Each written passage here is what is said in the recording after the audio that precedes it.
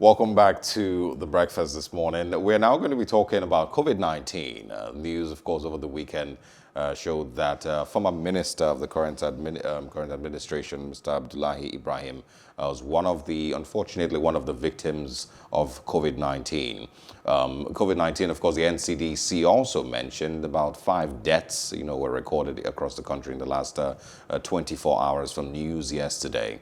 And so we're going to be getting into a conversation on our handling of the pandemic so far and what we may be missing out on, what more needs to be done. We've started a conversation about vaccines and, of course, a conversation on what vaccines that we need to buy or which ones we can invest in, producing at home here.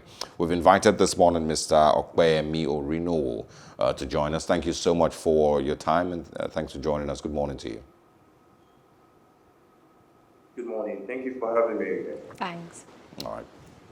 Yes, his death isn't the first we've seen regarding COVID-19 across the world, especially in Nigeria. I think the most notable of them is the death of Abakari. What have we learned so far, if anything, concerning, COVID-19, how real it is in the country, and the fact that, people are still dying all around the world? Yeah, so I think the most significant message that we've learned so far is that COVID-19 is not a respecter of persons.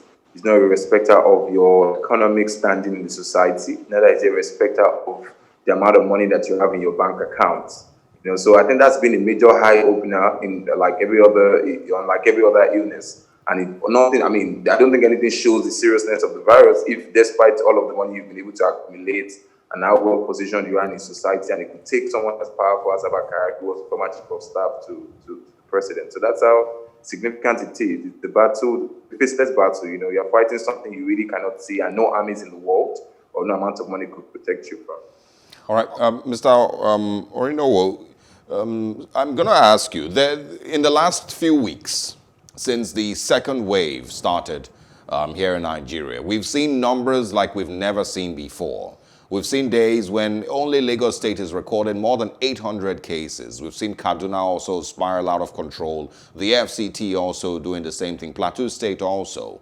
What does this really say? And how do you interpret, the numbers that we're seeing today? We've moved, into more than 100,000 in so little time since the second wave started. So tell me what that, how you interpret that, and, what mistakes did we make that has led us to be having these numbers and a high number of deaths also? Okay, so I would say that what this number means right now is that we're in a state of emergency. So I would liken it to a situation to Asha's song. There's fire on the mountain and not many people are on the run. That's the reality of the situation that we're in at the very moment. And the unfortunate thing right now is that maybe perhaps due to the very discovery nature of the virus, where people have been, the initial lockdown seems very, very unnecessary, in light of what we're seeing now. If a lockdown perhaps would have been required, it is at this very moment. And what is unfortunate about it is that we've had months to build up on our awareness and our sensitivity, but unfortunately, it still seems that we're struggling with behavioral change, which is the point where people actually begin to take their life into their hands and take necessary precaution. So it means that there is something we're not doing right. It's unfortunate right now to see that schools are open. Everybody's trying to go back to their businesses, and that's, the economic aspect of things is beginning to put more pressure, and government is very skeptical. That's very understandable, but I would say that we're not doing enough.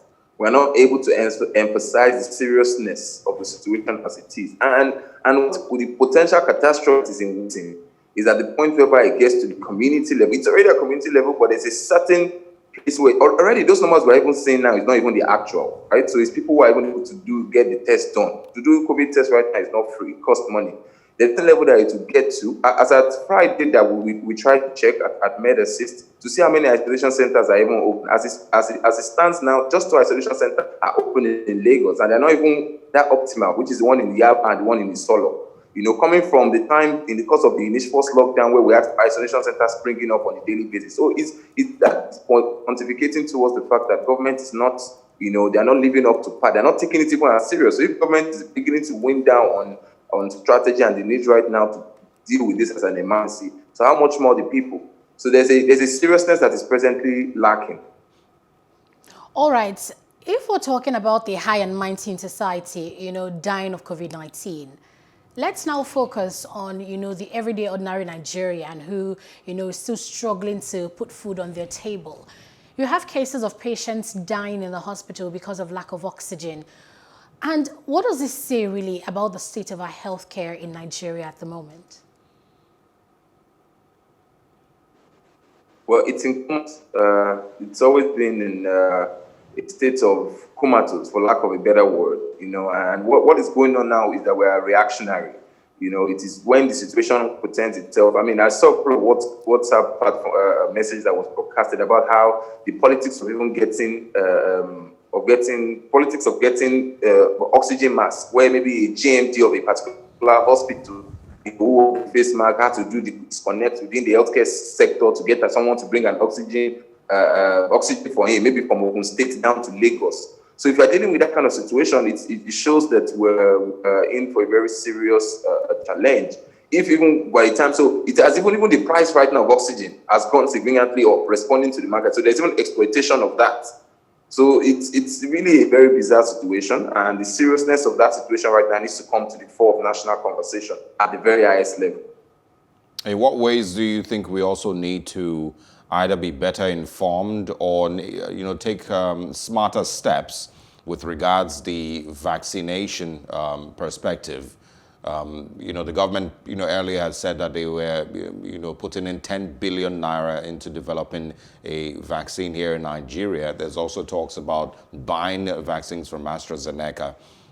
What would your, advice be to the Nigerian government with regards vaccines, being able to get to as many Nigerians as possible? And also, the part where there's people who think the vaccine is devilish and they're not going to be taking it.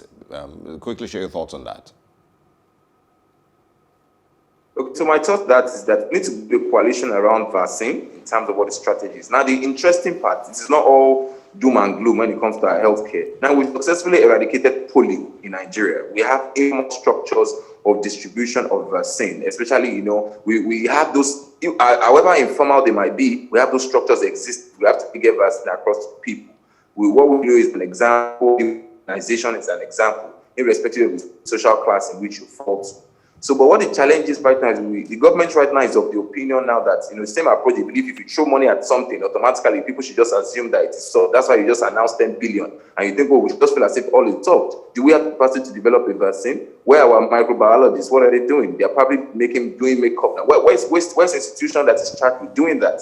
Besides, the vaccine is a very sensitive and delicate issue. Even at the global north right now, there are temperatures required to keep a vaccine. Even if all we're right now is investing to be able to hold the global vaccine, that itself right now we're behind par.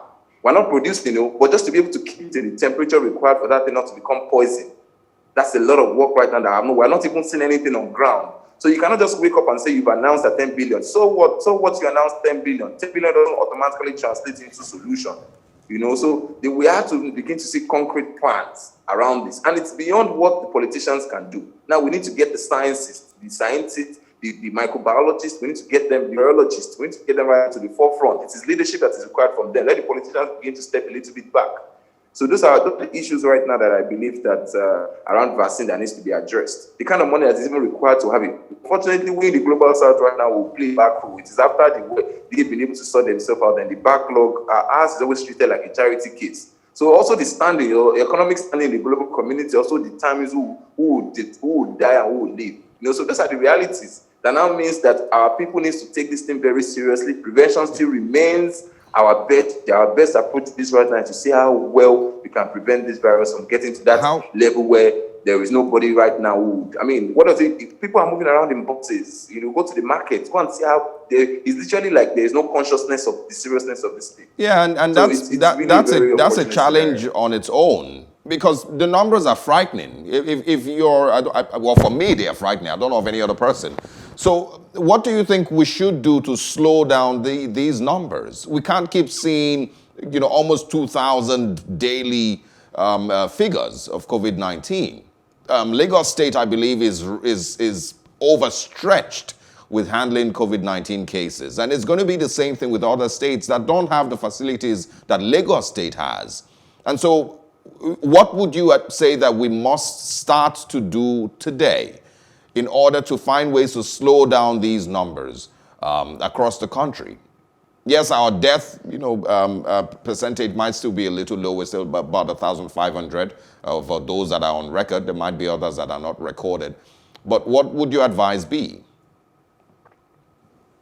Okay, so my advice would be right now would be tough choices. Tough choices in terms of how do we begin to slow down activities? Okay, yes, we understand that locking down the entire and asking everybody to go back home might not be the best approach now in terms of economic activity. But the truth of the matter now is that different states now have to take the bull by the horn. Let's decentralize the lockdown strategy, right? So it is not the case of the PTF now issuing a national lockdown on everybody. But each state can decide to lock based on the priority and the numbers they are taking at local government level, decide to slow down activities. People still need to. There are a lot of people right now who are, I'll call them moving missiles. They are asymptomatic or they just picked it up, that's not started to show, and they are moving about right now. So there's a need right now to gradually be exploring, stay at home, come back, stay at home. There's a need right now to be a strategy to see how well this illness, this virus right now can be contained. The only way we can do this right now is that sacrifices will still have to be made. And I think that's where the challenge is. Now, schools opened. I'm wondering what kind of conversations went into that school opening decision. If Lagos State government right now is deciding to tell some staff to stay at home, you're not opening your civil service fully in that regard, but you want schools to go back to resume in its totality. How there was that decision arrived at? What are the things backing that decision? So we still have to have tough choices. It's a life case situation. Economy is a life-threatening situation, same as health. How do we do a little bit of both? People will not make the same kind of money they were making normally, but how do we explore those issues without also now providing social safety nets, which is also a challenge. So all of these challenges that we've had in this country over time, where government has not been able to identify every one of us, see who actually has a need, where even the 5,000 or 10,000 they are distributing, there's no guarantee. We cannot really trace who is really getting all of these things. This is the time. There's never been a better time right now for government to provide these social safety nets, these incentives to the people. So we want to ensure you are alive. You might not be making so much of them, might not be operating at optimal level, but you are still able to survive while we wait out this whole pandemic period. All right, Mr. Orinowo, last question before we wrap it up. Tell us what non-profit organizations like yours, are facing on the front line and what they've been doing to help the statistics of COVID-19 in the country.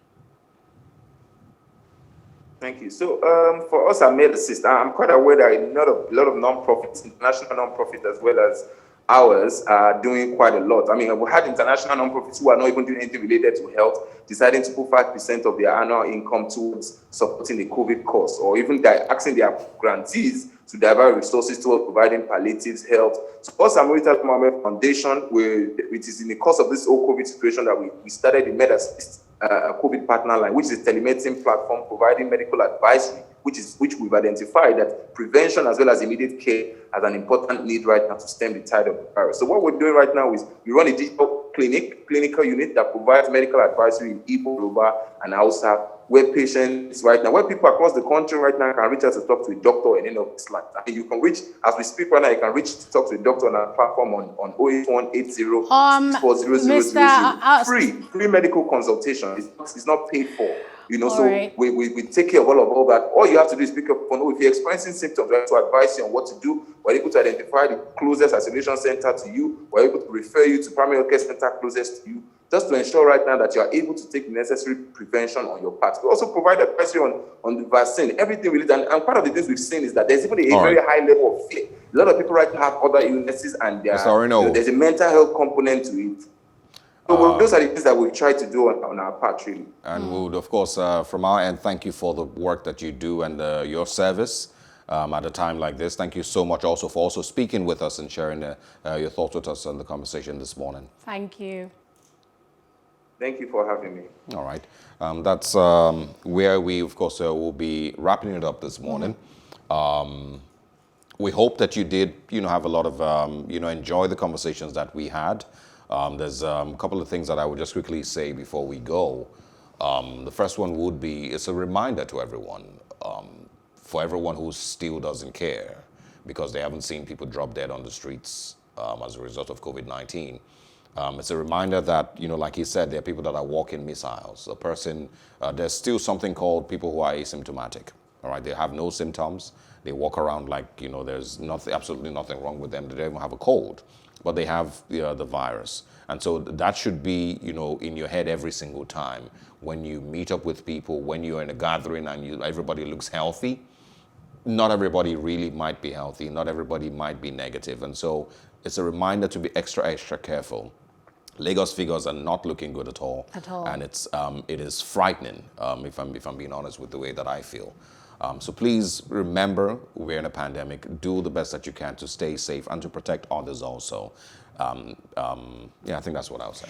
Yes, indeed. I couldn't agree more, Osarage. The information has been the same. Everybody, what is the right thing to do, to use a face mask when you go out, and only go out when it's absolutely necessary. Because the pandemic is as real as possible, and we can only hope that the vaccines, arrive Nigeria very soon, or that our own, people in Nigeria are able to produce something that is very effective against the virus in, due course. And Yes. that's the much we have on the breakfast this morning. Yes. Thank you very much for tuning in. I am Anetta Felix. If you have, this should also be a great time to remember about fitness and your health, and what you can do to improve on your immune system. And it's not just about throwing vitamin C tablets down your throat every morning. It's about exercising, about drinking water, and of course sleeping properly. Some of all those things that you maybe didn't used to do because you work in Lagos, you may need to create time for them. Also, lastly, join us, of course, on social media. If you missed out on any of these conversations, it's at Plus TV Africa on Facebook, Twitter, Instagram, and of course our YouTube channel. I am Osaogie Ogbowa, Hogger Manchester United fan today. And goodbye. See you tomorrow. Have a great day.